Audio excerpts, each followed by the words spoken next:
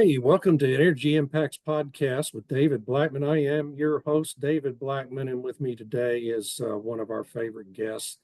I believe this will be our fourth interview on my podcast with Dan Yergin, who is Vice Chairman, of course, of S&P Global and author of some of the greatest books about energy and the geopolitical impacts of it, including The Prize, The Quest, and most recently, The New Map.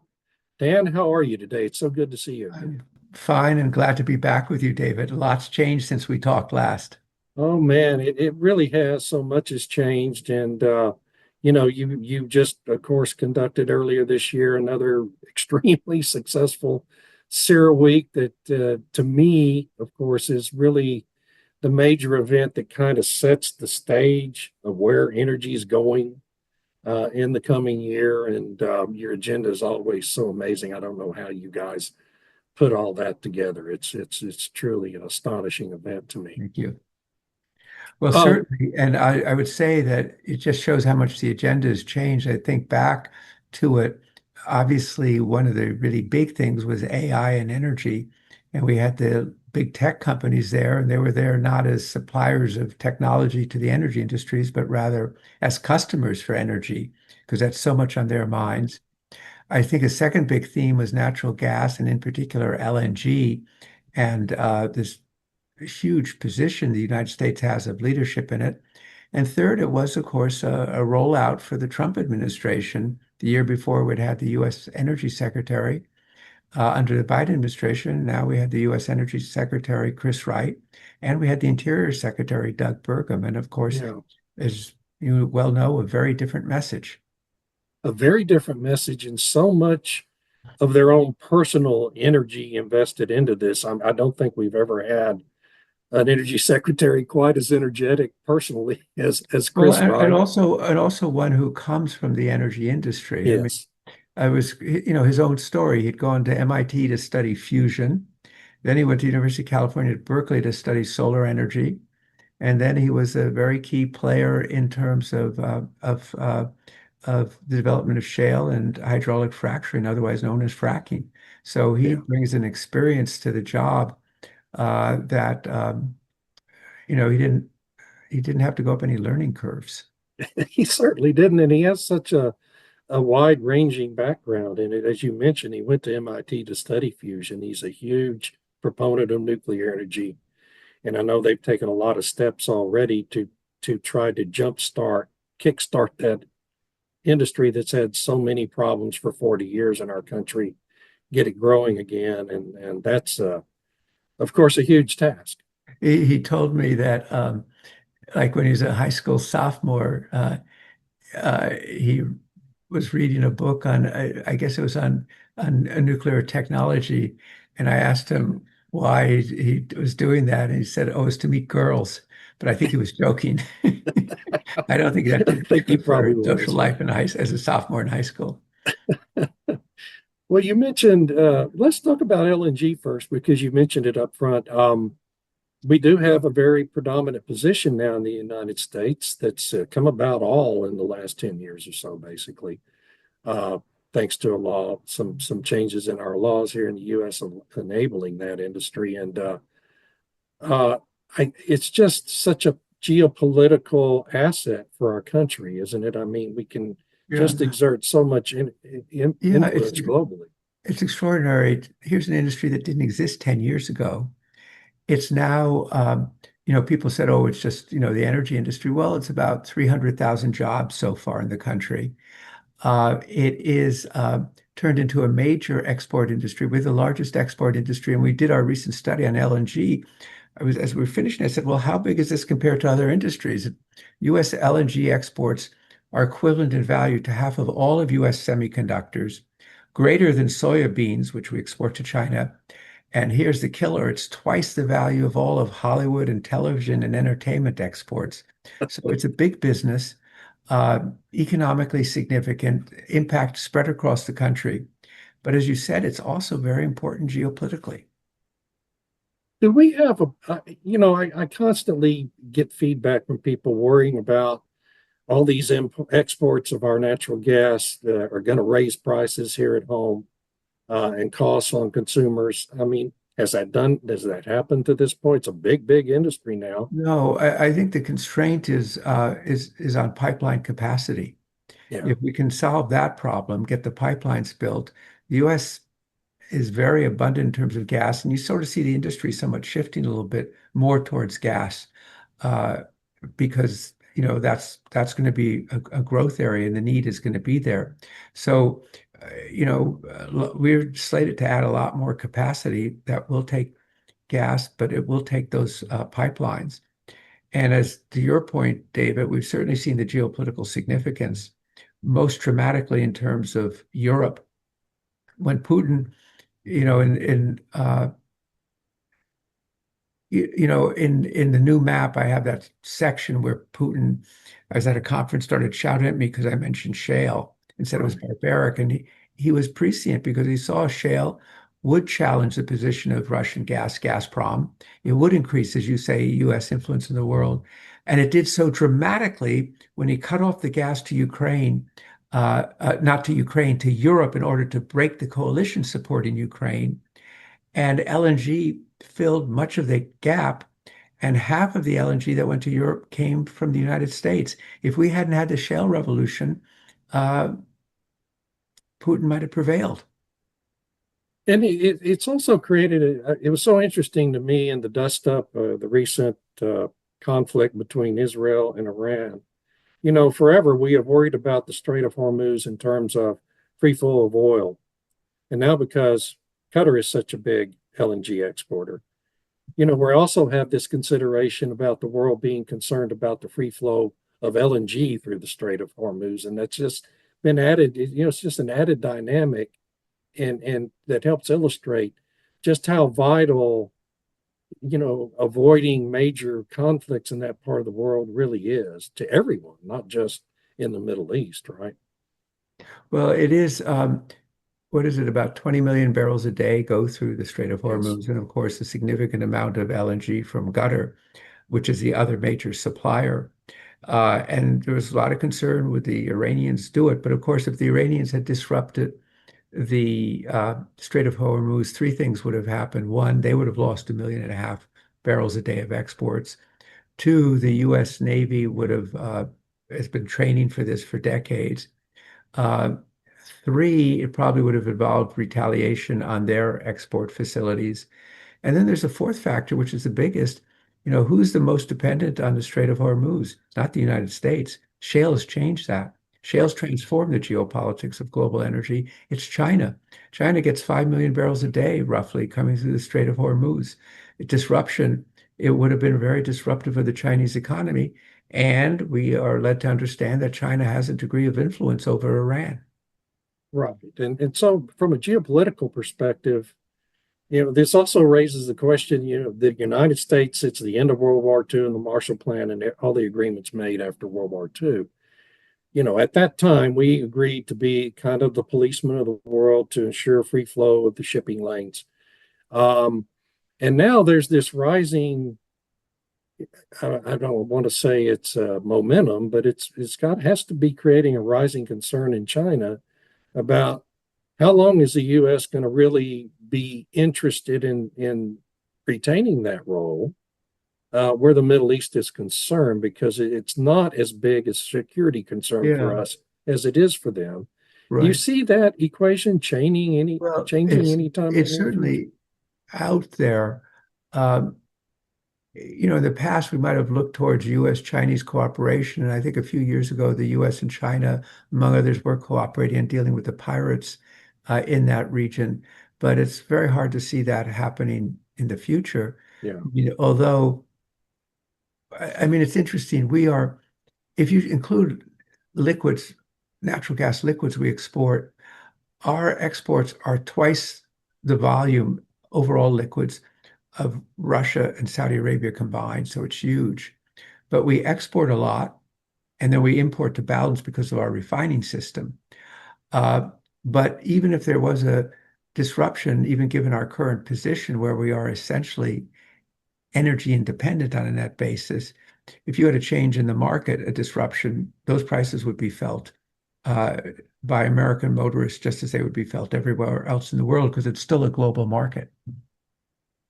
Well, you mentioned China, and of course, China's a big player in anything related to energy these days, and most prominently in control supply chains where energy minerals are concerned, and rare earth minerals, and of course they've implemented increased controls. There was a great blog at the S&P Global site last month about all of this. Talked about how those increased controls have really created some security problems here in the U.S. and other countries because of how much they've diminished the flow of rare earths to our country and others. Does the recent Do you think the recent trade deal that was announced by Secretary Bessent between the U.S. and China, is that going to significantly relieve those problems of Well, getting those I mean, minerals the from China? specific problem of rare earths is a real problem. Yeah, When you hear a CEO of a major industrial company saying we only have a week and a half supply, and this this problem was telegraphed in 2010 when China wanted to punish Japan and cut off the supply temporarily. But I think it's this example where people talked about it, but were really asleep about doing anything yeah, about it. And the production, is environmentally, at least in China, has a heavy environmental footprint. And so people aren't as, that keen to do it elsewhere, at least, and it's more expensive. And then they have the processing, which is really very critical. And that's where China's real grip on everything is on the processing. And so this is an issue, and it's not going to be solved, can't be solved in a year, in 1 or 2 years. But I think it's a key part of the negotiations. And of course, these negotiations are continuing. Maybe day by day, one hears that the Chinese are still putting a lot of regulatory burdens on exports. They yeah. talk about dual use. We talked about dual use. We didn't want to send ships to them for their commercial sector that would also be used in the military. They flipped on the side and said, well, dual use, we don't want these being used by your military. Well, there's not much choice there, actually, if you're building these airplanes. So that's a very critical part of the trade negotiations that maybe hadn't been clear when people were looking at U.S.-China trade a couple of years ago. So, and there's a larger issue right now. The biggest research project I'm involved in right now is about copper, called Copper in the Yeah. Age of AI. And we did that copper study a couple of years ago that we talked about in 2022. The demand is going to be so much greater. And I think the world is not prepared for the scale of the demand in order to meet these ambitions around AI, around defense, around energy transition, and then traditional. So I think it's a really critical that, to focus in, as you're saying, on these minerals and what do you do to assure that you have the supply to keep your economy running. Yeah, and S&P Global, for people who don't understand, they put out so much great information, so many good studies. 2 years ago, S&P put out a wonderful study identifying the copper issue as something the world's not prepared for. And so here we are 2 years Yeah. later. It's And I all would come say, about. David, we're even more unprepared because since we did that study, you've had the explosion of data centers, AI, looking US electricity demand now is about 4% data centers. Yeah, You see it going to 10% in 5 years. That's a lot of copper. it Uh, is. and elsewhere too. And so, as I say, really trying to pull together an understanding of where we are today, building upon the study we did in 2022. Oh, so will there be a subsequent Yeah, piece yeah, coming out we aim later? to have this copper, we're calling it Copper in the Age of AI, and our aim is to have the report done by November. Oh, wonderful. Fantastic. I really look forward to So that. we'll come back and talk about it then. Yeah, absolutely. Let's plan on that. So, it, and so um, the Biden administration talked about it. The Trump administration is currently talking about the need to free our supply chains of these minerals from China. I mean, you have talked, I know, and you and I have talked about this before. Doing that requires getting back into mining. It requires building the capability to process these minerals once you mine them. manufacturing issues. You have to build a manufacturing base to make the magnets and other products that are made from them. I mean, this is like a 20-year project, isn't it? That's right. I think that's right. I mean, if you're a company and you're going to commit several $billion to build a new smelting capacity and you think you can get it permitted and built in a reasonable period of time, it's still a multi-year process and you're making a bet. And mining, oil and gas, not shale, but offshore oil might have a 5-year time horizon. We did this work and on average around the world, it takes 16 years from discovery to first production of a new mine. And at least so far in the United States, it takes 29 years. Oh my gosh. I mean, that's 29 you years. start and then your career's over. You're thinking about retirement at that point. Yeah, yeah, that's crazy. That is an entire And career right yeah, there. so I think there's been, this goes back now, it was in the Biden administration, goes back to the first Trump administration, trying to reform the permitting process in the United States. And it's not only permitting, it's the subsequent judicial review that goes on and on. There's some great projects in the United States that have just, instead of mining ore, what they do is mine legal briefs that's the activity. Well, yeah, I wrote a piece last year about the Trans-West Transmission Project from Wyoming to California, taking power generated by wind projects in Wyoming to the West Coast. It took 17 years just to get the permits in place, and then it's going to Right. take another 4 years to build it. I mean, people Yeah, don't understand. And that's a wind, okay? That's transmission for wind power that the that's right. environmental community was holding up. So it's an enormous problem. And I don't, it just, I know the Trump administration has good intentions, but I just kind of wonder, how much progress they're really going to be able to make in just 4 years. And then you have another administration and who knows Well, what. it depends on where they are exactly. That's why the Chinese. It's clear that the Chinese look at us, at the U.S., as a disorderly society. And I remember some years ago somebody talking about Chinatime, how quickly you can get things built in China. And even to see roadworks in Washington, D.C. that go on for years that you realize in China would probably be done in weeks. Yeah, yeah. And this of course has all sorts of implications for nuclear as well, because you mentioned the data centers and AI and the proliferation of all that in these companies.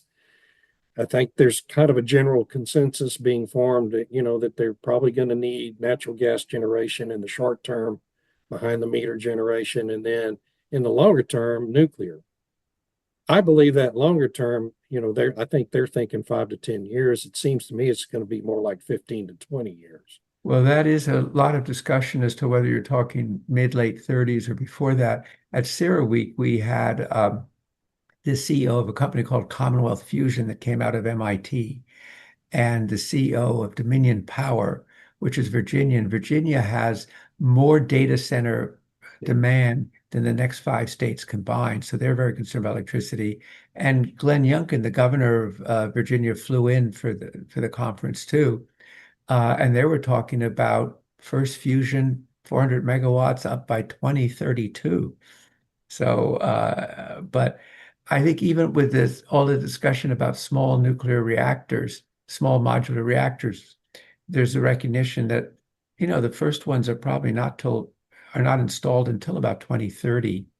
And the rollout, you're talking about a rollout that would, as you're suggesting, would be over a decade, not, Yeah. Not in a matter of a couple of years.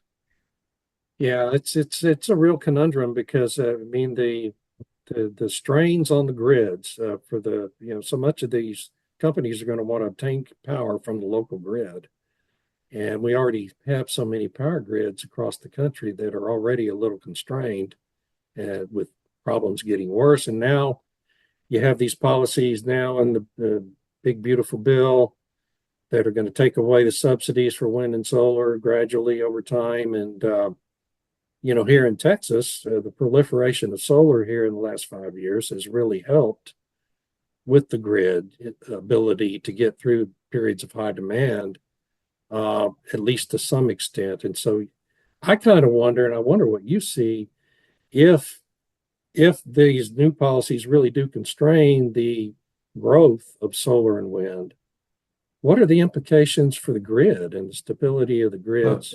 Yeah. Well, the grid needs baseload power, and it needs dispatchable power Yeah. to balance it. And I think, you had that blackout that shut down Spain and Portugal, and that bears careful analysis. And the Prime Minister of Spain went out of his way to say, oh, it had nothing to do with the changes they've made in their power system, but probably does. Uh, so, wind and solar, that's still a lot of the new capacity that's going to come in is wind and solar. Obviously, people will be rushing to get it done so they can get the tax credits. The economics will be more challenging. States will still demand it, and utilities will still have in their planning. But we've also seen, at CERAweek, one of the turbine suppliers said in 2022, the total market was one, and he said that wasn't ours, so our market share was zero. Now the major turbine producers, manufacturers are all, basically booked out till around 2030 because there is this rush now to get more gas into the system to meet this demand growth. Because we've been accustomed to flat demand for about 20 years, and suddenly it's growing again. And that's a change in mentality, it's a change in investment, it's a change in regulation, and it's kind of playing catch up. I saw in Texas that the electricity use of cryptocurrency exceeds the electricity demand of Austin. Yes. So Yeah, it's been a that to big growth AI, industry. we didn't even mention crypto. Yeah. And crypto, has actually in Texas been something of a growth industry. Absolutely. There's a lot of reasons for that. It's a friendly policy environment, for one Yeah. thing. No. I Well, wonder. one of the things I remember Bill Gates at our conference was saying that the great ideas and technologies and breakthroughs may be developed on the East Coast and the West Coast, but if you want to build something, go to Texas. Well, that's it's been the case for a while. I hope the state can maintain that. There's a lot of pressure, from parts of our state to be a heavier regulating state, and that has the potential for killing a golden goose there. I want to just also ask you, you were so prophetic about what's happening in Russia and Ukraine in the new map. And of course, we now have a different administration that has taken a somewhat different posture towards that conflict. The president has tried to engage Putin in negotiations, but Putin doesn't even appear to be willing to engage in a serious negotiation for a settlement. Right. Where do you see that going? I mean, what are the implications of his unwillingness to even talk? David, let me just ask you, were you picking up that ring? No, No. we had a ring. You didn't hear it. Okay. Oh, no. Okay. Okay. The phone was ringing. So I'll just go from where your question ended. It's a day-by-day issue. I mean, what we see now, the President Trump seems to become very exasperated with Putin, and he's been explicit about it and realizes he's playing him along. It's turned into like a World War I situation in one way with trench warfare, inch by inch, but also with all these new technologies. And it's been a testing ground for drone warfare, and that, a whole different pattern. And, everybody's going to be studying, including the Chinese, about how this war has gone. So it's kind of been a stalemate. What's critical is, will Ukraine get the weapons to resist Russia? Because Putin thinks time is on his side. All he has to do is wear down Ukraine, and that the West will change its mind. But he's had the opposite effect. He's expanded NATO. He's now has a whole new border with Finland, Europe is now talking about going to 5% of GDP on defense. This is not necessarily what he expected to see. But right now it's a stalemate. As of today, as we're speaking, it seems that is kind of grinding a way forward. But let's see if Ukraine gets the weapons it needs. But we've heard the Europeans and the Germans being very strong about support. Yeah. I wonder how serious this 5% of GDP really is. I know in some of the countries, they're including a lot of things that really don't have anything to do Yeah. with Well, defense spending and yeah, that there'll certainly issue. be that. But one of Yeah. the things we did this article a couple of months ago, I don't know if you saw it, it was in Foreign Affairs called The Troubled Energy Transition. Yes. Yes. And one of the things we talked about the cost of the energy transition as conceptualized by the last administration, as conceptualized by the European Commission today. But in terms of Europe said, uh, can it afford to continue to have its single-minded focus on energy transition Yeah. when A, it's going to have increased defense spending, and B, this new emphasis on being competitive so they're not left behind. And will they have to rearrange their priorities if they're going to achieve what they're talking about? Whether they get to 5% or how it's defined, that time will tell. But it's certainly a very different thing from being at 1.5 or Oh, 1%. it is for sure. And of course, the conventional wisdom about Trump was he wanted to get rid of NATO, and now suddenly it's stronger than it's ever Well, been. I mean, in effect, what they said at the last NATO, look at the impact he's had, in effect, strengthening NATO by strengthening the commitment. Right. Yeah, exactly. So last question, and then I'll let you go. Where are we with the energy transition? Is there actually going to be a transition in our Well, I lifetimes? think that's what we attempted to answer in this troubled energy transition article, and said, rather than just think about a linear energy transition with a line on a graph, the kind of thinking that occurred during COVID, let's look at the post-COVID world where demand is going up. The the the newest statistical review of world energy just came out a few days ago, and it shows everything is increasing. Yes. Yes, wind and solar, but so is oil, gas, and coal. And it's energy addition rather than energy transition. So in this article, we went through, said, okay, we've had the experience the last couple of years. What does it tell us? It tells us there's not going to be the kind of transition, smooth transition that had been predicted. And, all you needed was more ambition. It's going to be multidimensional. It's going to unfold in different regions at different paces with different technologies and different mix of technologies and with different priorities. We just had our Energy Asia conference in Malaysia, kind of Asia, and the perspective there is really different. The number that really stuck out to me is over 20 years, European electricity demand is flat. In the Southeast Asian countries, it's tripled. So, so economic growth, affordability, energy security, those are all important things. And what you talked about before, David, about minerals, the constraints on minerals and the fact that gets you into what we were just talking, the China issues, the data center issues. That means that I think the kind of concept of the energy transition that was kind of out there is really in a process of being needs to be rethought, needs to catch up with reality. Yeah. Yeah.